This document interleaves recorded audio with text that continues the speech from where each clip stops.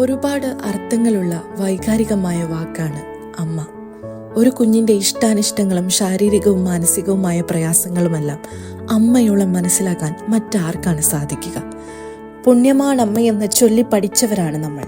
ആ നമുക്ക് മുന്നിൽ ഒരമ്മ കാരണം വേദനയാകുകയാണ് 3 വയസ്സുകാരി കല്യാണി.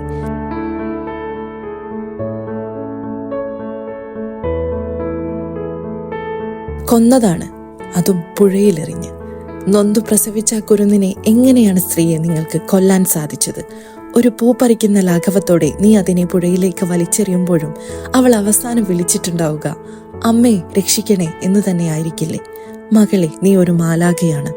നീ പിറന്നു വീണത് മലിനമായ മടിത്തട്ടിലായിരുന്നു. അതുകൊണ്ടാണ് മാറോടണയ്ക്കാതെ അവൾ നിന്നെ മരണത്തിന് വിട്ടുകൊടുത്തത്. ഈ ലോകത്തിന് നീയും അവകാശിയാണ്. ജീവിക്കാനുള്ള നിന്റെ അവകാശത്തെ പുഴയിലേക്കെറിഞ്ഞ അമ്മയുടെ മഹത്വം അറിയാത്ത അവളെ തീർച്ചയായും ഞങ്ങൾ വിലങ്ങണിയിച്ചുകൊണ്ട് തന്നെ വിചാരണ ചെയ്യും.